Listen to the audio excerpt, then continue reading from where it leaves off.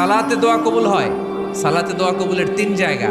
একটা হচ্ছে তাকবীরে তাহরিমার পরে আমরা সানা পড়ি না, আমরা তো একটা পড়ি। আল্লাহর হাবিব সুন্নাহ এবং নফল নামাজে আরো পড়তেন সানা, ওই দোয়া কবুল হয়। 2 নম্বর জায়গা সালাতে সেজদায় পড়ে দোয়া করলে কবুল হয়। আকরাবু মা ইয়াকুনুল আবদু মির রাব্বিহি ওয়া হুয়া সাজিদ ফাকসিরু ফিহি দুআ। বান্দা যখন সেজদায় লুটিয়ে পড়ে, বান্দা আল্লাহর সবচেয়ে কাছে চলে যায়। তা কিন্তু বিশ্বনবী বলে সেজদাটা তোমার রবের কুদরতি পায়ের উপরে পড়েছে। সেজদায় পড়ে দোয়া করেন। সালাম ফিরানোর আগে বিশ্বনবী দোয়া করতেন, লা ইউসাল্লিমান্না আহাদুকুম হাত্তা ইয়াতাআওয়াযা মিন আরবাআ।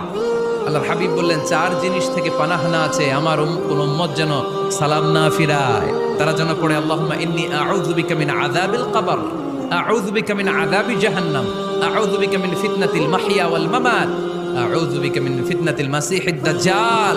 আল্লাহ কবরের আযাব থেকে বাঁচাও, আল্লাহ জাহান্নামের আগুন থেকে বাঁচাও, আল্লাহ জীবন